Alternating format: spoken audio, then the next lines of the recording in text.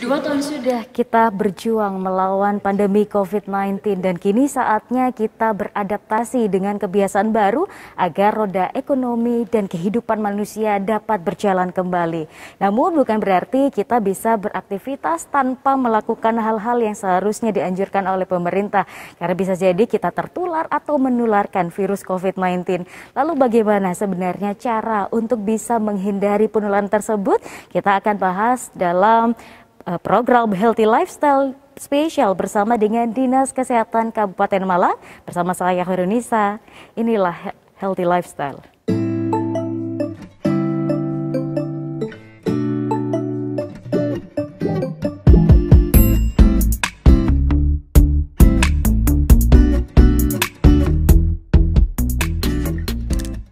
Pemirsa, pada episode kali ini kita akan membahas tema tentang protokol kesehatan dalam adaptasi kebiasaan baru bersama dengan narasumber kita hari ini yaitu Bapak Sapta Prasetyana SKL.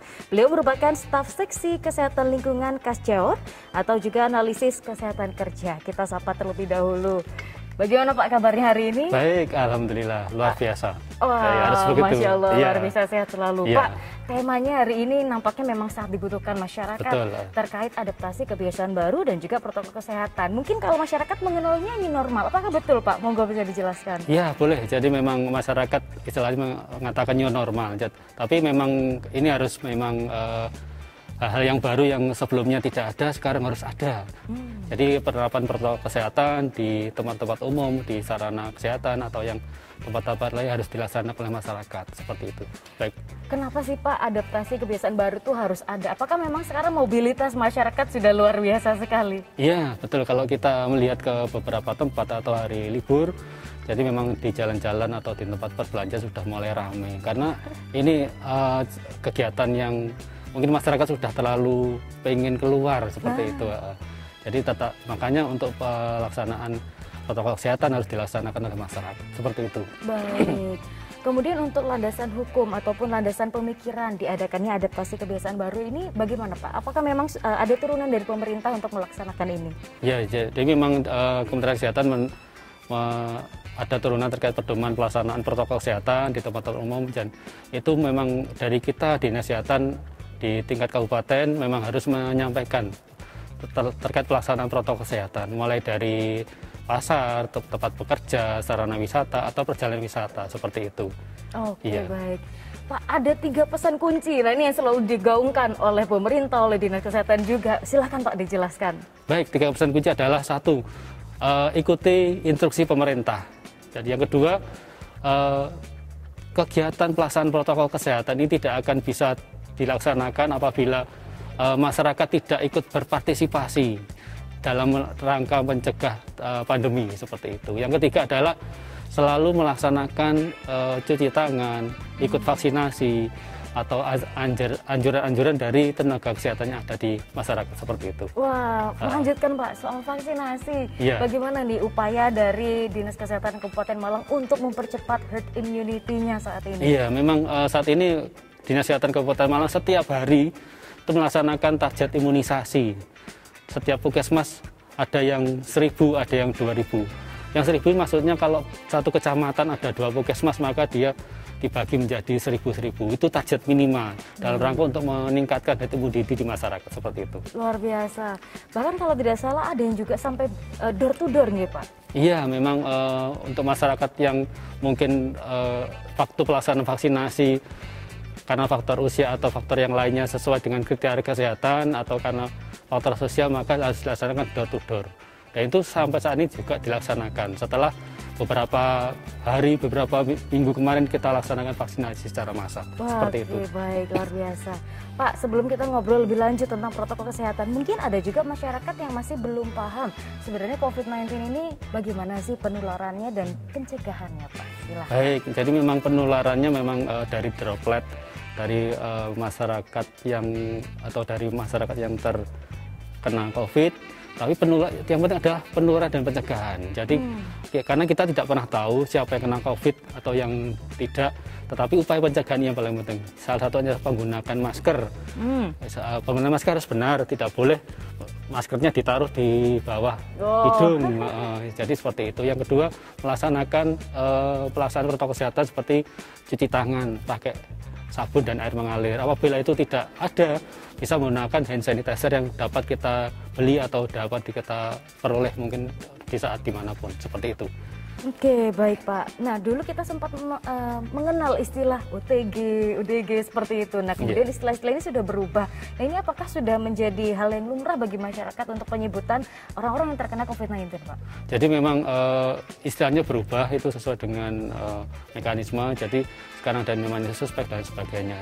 Tapi itu adalah istilah di dalam kita di kesehatan, tapi yang paling penting adalah pencegahan bagi masyarakat.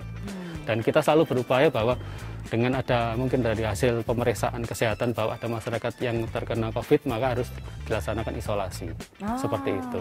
Lalu sebenarnya siapa sih Pak orang-orang yang paling beresiko untuk tertular dari COVID-19 ini? Iya, yang paling beresiko adalah orang-orang dengan yang pertama tidak mematuhi protokol kesehatan, itu yang paling penting.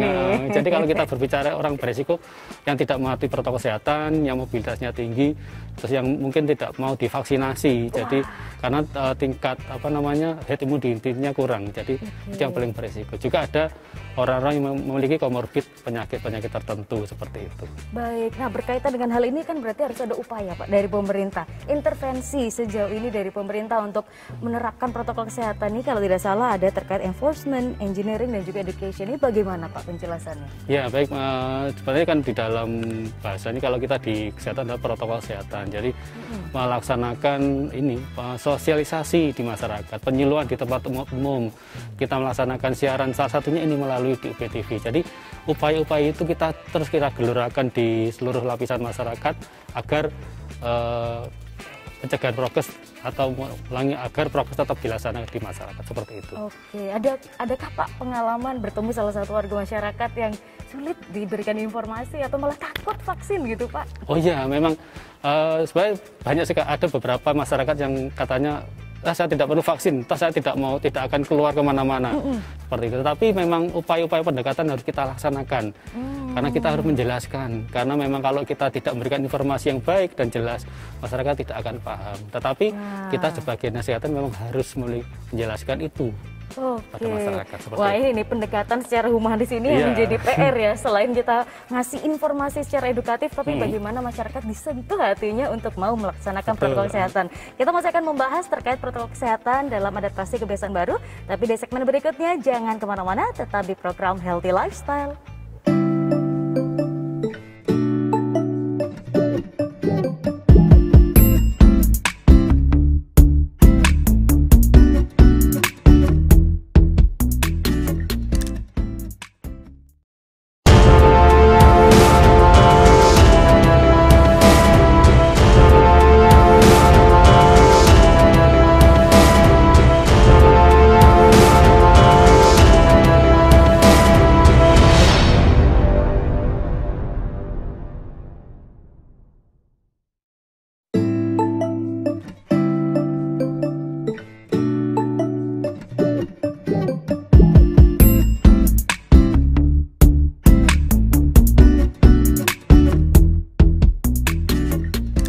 Ya pemirsa, kembali lagi bersama kami dalam program Healthy Lifestyle, masih bersama dengan Pak Sabto. Kita akan membahas mengenai protokol kesehatan dalam adaptasi kebiasaan baru. Pada segmen sebelumnya kita telah membahas banyak terkait COVID-19 dan juga bagaimana upaya pemerintah. Sekarang kita mau membahas lebih detail lagi Pak Sabto. Sebenarnya kalau ngomongin terkait protokol kesehatan ini, apakah memang juga ada turunan landasan hukum dan pemikirannya juga dari pemerintah untuk disebarluaskan oleh setiap kota, kabupaten, bahkan sampai instansi terkecil yang ada di masyarakat? Baik, memang turunan peraturan itu ada. Jadi, tetapi yang paling penting adalah kita bagaimana menyampaikan pelaksanaan turunan itu kepada masyarakat. Jadi masyarakat tidak hanya tahu peraturannya, tapi yang penting adalah bagaimana upaya-upaya kita di kesehatan dalam rangka menyampaikan peraturan-peraturan, bagaimana kita menyampaikan pelaksanaan protokol kesehatan itu di masyarakat seperti itu. Baik, berbicara terkait protokol kesehatan Pak, ada yang berkaitan dengan persiapan diri sendiri, kemudian juga orang lain sebagai mungkin tempat yang melaksanakan protokol kesehatan seperti tempat wisata, pendidikan sebagainya. Nah, kita bahas dulu terkait protokol kesehatan dari diri sendiri Pak. Ini apa saja sih yang harus disiapkan? Baik, memang yang paling pertama adalah kita siapkan masker. Jadi masker ini kita siapkan dari keluar rumah, kita gunakan. Yang berikutnya adalah ketika saat kita batuk tetap menggunakan masker. Setelah batuk, maskernya kalau bisa diganti. Dan masker juga bervariasi, ada yang masker scuba, ada yang masker N95, ada masker yang seperti ini dan sebagainya. Tetapi itu tetap upaya kita dalam rangka mencegah itu tadi, droplet dari batuk biar tidak mengenai ke lingkungan. Dan yang terus kita setelah itu melaksanakan sarana cuci tangan. Cuci tangan kalau tidak ada mungkin hand sanitizer seperti, karena sekarang sudah sangat-sangat umum kita bisa mendapatkan itu, baik dibeli di toko atau dan sebagainya. Menyambung yang tadi Bapak sampaikan terkait batuk, ini berarti batuk nih nggak boleh sembarangan ya Pak ya, sekarang harus ada etika tertentu. Iya. Apa kalau batuk masker dibuang ganti baru atau gimana Pak sebenarnya etikanya? Oh iya, jadi kalau batuk memang bisa dibuang ganti baru, tetapi kalau tidak bisa minimal kasih tisu biar dropletnya tidak ke masker. Iya, kalau kita batuk terus maskernya tidak diganti atau mungkin kita tidak memiliki cadangan, paling tidak minimal tisu itu dimasukkan dulu, baru setelah itu kita ganti. Karena tidak semua orang membawa masker dalam jumlah yang cukup saat bepergian. Dan masker yang setelah kita gunakan kita rusak biar mungkin seperti itu. Meminimalisir siapa tahu ada yang didaur ulang ya Pak ya. Kalau dulu seperti kalau sekarang masker sudah sangat-sangat banyak dan dapat kita temukan di mana-mana dengan harga yang sudah terjangkau seperti itu. Tetapi upaya untuk merusak masker kita laksanakan. Seperti itu. Nah ini perlu jadi highlight bagi masyarakat yang bisa BTV ya. Soalnya nggak kepikiran Pak untuk dirusak karena ya nggak kepikiran aja Pak dibuang gitu. Nah, berbicara soal masker juga Pak, kan sekarang jenisnya banyak sekali, ada yang sekali pakai, bisa dicuci dan sebagainya. Kalau saran dari Bapak untuk memilih masker yang baik untuk digunakan aktivitas sehari-hari, misalnya pekerja kantoran atau mungkin para murid yang sedang sekolah, itu yang baik seperti apa Pak? Jadi semua masker adalah baik, tapi yang terpenting adalah perilakunya. Seperti itu. Jadi semua masker yang dijual di masyarakat atau di manapun dapat kita temui semua baik, tapi yang penting adalah perilakunya. Kapan saat kita mengganti masker, kapan masker itu dicuci ulang bagi yang maskernya bisa dicuci ulang atau masker yang dibuang, seperti itu. Jadi seperti itu. Jadi tidak ada satu atau dua masker yang satu ini lebih baik. Memang ada penggunaan pada masker tertentu, tetapi untuk masker secara umum semua masker adalah baik. Tapi ada perilaku kita seperti itu. Yang lebih nggak baik adalah kalau nggak pakai masker. Biasanya kalau nggak pakai masker kalau buat foto kadang-kadang seperti itu. Tapi habis itu pakai lagi Pak. Iya, seperti itu. Nah, Dinas Kesehatan Kabupaten Malang ini juga memiliki agenda inspeksi sanitasi di tempat umum. Nah, ini bagaimana Pak? Monggo bisa diceritakan kepada masyarakat. Baik, memang saat ini Dinas Kesehatan Kabupaten Malang melaksanakan inspeksi sanitasi tempat-tempat umum terkait pelaksanaan protokol kesehatan, baik di tempat pendidikan, di pasar, maupun tempat pariwisata. Jadi kegiatan itu sebagai tindak lanjut apakah selama ini pemerintah menggaungkan protokol kesehatan dilaksanakan atau enggak oleh semua elemen, baik pelaku wisata maupun pelaku pendidikan maupun yang terlibat di dalamnya lah. Nanti harapannya kalau ada yang mungkin tidak melaksanakan protokol kesehatan, kita sarankan, karena fungsi Dinas Kesehatan adalah menyampaikan informasi seperti itu kepada kalangan-kalangan yang memang kita temui, dan semua tenaga kesehatan adalah seorang promosi kesehatan seperti itu. Baik. Menurut pengalaman Bapak setelah melakukan inspeksi tersebut, bagaimana Pak kondisinya saat ini? Mungkin bisa diceritakan sedikit? Ya, memang secara umum masyarakat kita sudah melaksanakan protokol kesehatan, tetapi memang ada satu dua yang mungkin tidak melaksanakan karena mungkin merasa sudah divaksinasi atau lupa tidak bawa masker seperti itu. Jadi memang itu memang ditemui di masyarakat. Nah itulah fungsi dari Dinas Kesehatan untuk bisa memberikan edukasi lebih terhadap mereka. Baik Pak. Nah ini pemirsa BTV juga banyak yang sudah memiliki pekerjaan seperti itu Pak. Jadi butuh informasi bagaimana sih sebenarnya ketika berangkat ke kantor, sampai di kantor, dan bahkan pulang ke rumah, ini apa sih protokol kesehatannya, apakah beda-beda ya Pak? Iya, memang kalau setelah melaksanakan aktivitas di luar, hal yang paling pertama kita laksanakan selain cuci tangan terlebih dahulu, melepas masker, dan saat melepas masker adalah ini posisi di bagian dalam harus posisi tetap di dalam, tidak boleh bagian dalam keluar. Dan yang paling penting adalah di saat kita di tempat umum adalah tempat-tempat yang paling sering dipegang, seperti misalkan handle pintu. Ini jadi handle pintu itu kan kalau pintunya yang pakai handle manual ini yang paling sering. Tetapi harapannya adalah kalau kita tidak memenuhi saran cuci tangan di tempat itu, kita bawa hand sanitizer. Nah, siap. kalau sampai rumah bagaimana? Bagaimana, Pak? Ya, jadi yang penting adalah tetap cuci tangan.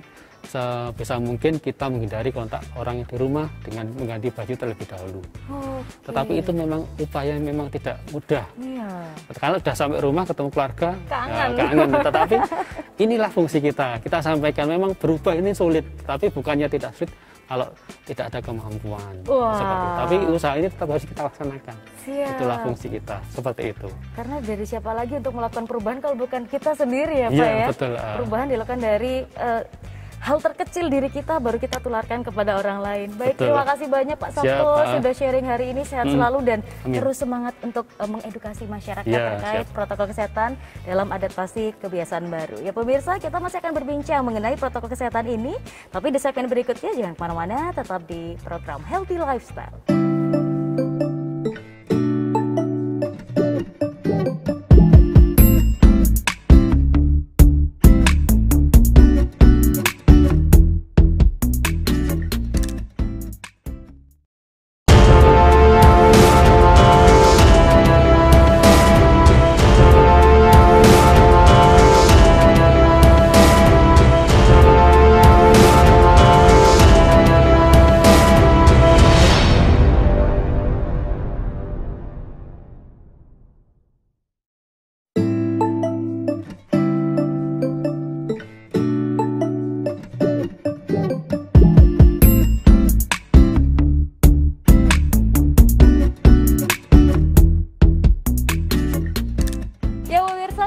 Bersama kami dalam program Healthy Lifestyle. Nah, pada episode kali ini kita membahas mengenai protokol kesehatan utamanya di tempat-tempat umum. Dan di segmen kali ini kita akan berbincang dengan seorang influencer yaitu Gloria Vincentia Riyadi yang merupakan juara 2 Roro Kabupaten Malang tahun 2018 dan juga juara 1 Raki Jawa Timur 2020. Kita sapa terlebih dahulu. Halo Gloria, gimana kabarnya hari ini? Baik, halo teman-teman, semoga kabarnya juga baik seperti saya. Amin, amin. Wah, ini kalau kita ngomongin soal protokol kesehatan memang lagi anget-angetnya ya, karena memang pandemi masih belum bisa dielakkan kembali seperti itu dan masih ada gelombang-gelombang yang hadir. Kalau dari perspektif Gloria melihat protokol kesehatan yang dijalani masyarakat saat ini dan upaya pemerintah untuk selalu menggaungkan tentang prokes bagaimana sih? Silahkan. Betul sekali. Pemerintah pastinya sudah melakukan yang terbaik ya Kak ya. Tapi kembali lagi kepada kita sebagai masyarakat harus bisa tertib untuk mengikuti segala program-program yang memang dicanangkan oleh pemerintah. Yang seperti kita tahu, COVID ini memang tidak menyenangkan untuk kita semua karena kita harus lockdown, kita harus level 1 sampai level yang sekian, kita tidak bisa melakukan aktivitas kita seperti biasa. Tapi justru ini harus menjadi semangat untuk kita untuk tertib agar kita bisa menyelesaikan atau segera melewati masa pandemi ini secepat mungkin. Jadi memang protokol kesehatan meskipun sepertinya sepele, cuci tangan, menggunakan masker, tapi hal sepele yang kecil itu berdampak luar biasa besar, Kak. Oke, luar biasa. Nah, ini yang bikin penasaran. Kalau prokes ala Gloria nih, untuk pemirsa BTV dan juga masyarakat, kira-kira apa nih yang biasanya selalu dilakukan setiap hari atau yang selalu dibawa dalam tas? Wah, baik nih. Kalau prokes ala Gloria pastinya di dalam tas itu saya menyiapkan masker cadangan. Jadi meskipun saya memakai masker, tapi ada masker cadangan di dalam tas saya. Jadi ketika ada 1-2 hal yang terjadi atau mungkin ada teman saya yang tidak menggunakan masker, saya bisa langsung memberikan masker tersebut. Wah. Itu salah satu Berbagi tips juga ya Kak ya, betul. Oke, siap. Karena nggak solutif juga kalau kita nyalain orang, ih kamu nggak pakai masker. Tapi kita nggak memberi. Bawa. Betul. Wah, ini bisa ditiru nih oleh pemirsa BTV. Jadi simpen masker cadangan, entah buat diri kita atau juga buat orang lain. Kayak gitu ya, wah seru banget. Nah, berkaitan dengan selempang yang dipakai sama Gloria nih. Nah, ini aku tertarik banget buat lebih dalam mengetahui tentang protokol kesehatan, utamanya di tempat-tempat umum. Berarti di sini kita ngomongnya di tempat-tempat pariwisata.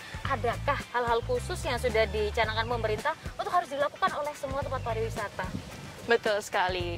Nah, yang seperti kita tahu, Menteri Pariwisata kita, Bapak Sandiaga Uno, pernah menyampaikan bahwa sekarang pariwisata di Indonesia ini tidak terpaut akan jumlah wisatawannya. Jadi kan dulu kan banyak-banyakan turis nih yang datang, berapa ribu tahun ini. Tahun depan harus punya target yang lebih. Waduh. Enggak, tahun ini poinnya berbeda, tidak di situ, tapi kita poinnya adalah bagaimana pariwisata ini menjadi pariwisata yang berkelanjutan. Nah, kenapa kok seperti itu? Karena bagaimana pariwisata kita sekarang bukan banyaknya orang, tapi kualitas dari pariwisata kita.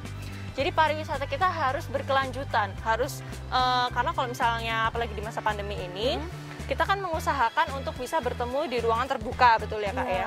Jadi pariwisata alam lah yang menjadi solusi terbaik di masa pandemi ini. Tidak hanya sehat karena outdoor, tapi juga sehat karena kita menghirup udara segar gitu Kak. Jadi harus kembali ke pariwisata yang sustainable. Kalau di tempat pariwisata adakah program khusus dari pemerintah yang harus ditepati oleh pemilik usaha? Mungkin kalau nggak salah ada program CHSE, mungkin bisa diceritakan. Betul sekali. Nah, untuk CHSE tersendiri ini adalah suatu sertifikasi, Kak. Jadi CHSE ini sebenarnya tujuannya untuk memberikan kenyamanan, tidak hanya untuk tempat wisatanya sendiri, memenuhi standar dari CHSE, protokol kesehatan, menyiapkan tempat-tempat untuk cuci tangan, tapi tidak hanya untuk tempat wisatanya secara khusus, untuk mempersiapkan, tapi juga untuk wisatawan merasa aman, Kak. Jadi apalagi di masa pandemi seperti ini, meskipun orang ingin berlibur begitu ya, tapi kalau tempat wisatanya tidak memenuhi dan juga tidak sesuai prokes, kita kan juga takut. Nah, adanya CHS ini memberikan kenyamanan dan keamanan untuk para wisatawan. Oke, baik. Terakhir, pesan untuk masyarakat untuk selalu menjaga protokol kesehatan dimanapun berada, baik tempat-tempat umum ataupun mungkin di lingkungan tempat bekerja, silahkan. Baik, untuk teman-teman dan masyarakat semuanya, terus jaga protokol kesehatan teman-teman semua, karena inilah yang akan menjadi pedoman begitu agar kita selalu sehat, kita selalu dilindungi. Tidak hanya kita mengandalkan orang lain, tapi kita juga harus mengandalkan diri kita sendiri untuk menjaga diri kita untuk lebih sehat. Jadi jangan lupa vaksin juga ya Kak ya. Mantap. Nah, itu dialah pemirsa, jangan lupa untuk menjaga diri kita sendiri sebelum kita menjaga orang lain ya, karena semua dimulai dari hal kecil, bisa dari diri kita, baru kita menularkan ke hal-hal yang lain. Betul sekali. Terima kasih banyak Gloria sudah sharing hari ini. Sehat selalu dan gencarkan sosialisasi tentang protokol kesehatan ini. Siap. Oke, baiklah pemirsa, tak terasa 30 menit sudah kita berbincang mengenai protokol kesehatan di tempat-tempat umum ataupun di tempat Anda bekerja. Jangan lupa untuk terus dilaksanakan. Saya Khairunisa beserta seluruh kru yang bertugas mau pamit undur diri. Terima kasih atas kebersamaan Anda dan sampai jumpa. Ya, terakhir ini sebenarnya Smart Health itu nggak terlalu panjang kayak ini. Ini karena tentang apa Smart Health itu Kak? aplikasi sebenarnya. Jadi Dinas Kesehatan Kabupaten Malang itu punya aplikasi namanya Smart Health. Terus itu untuk mendata screening pasien, misalnya tekanan darahnya berapa sih? Oh gitu. Terus punya penyakit apa? Nah, yang melakukan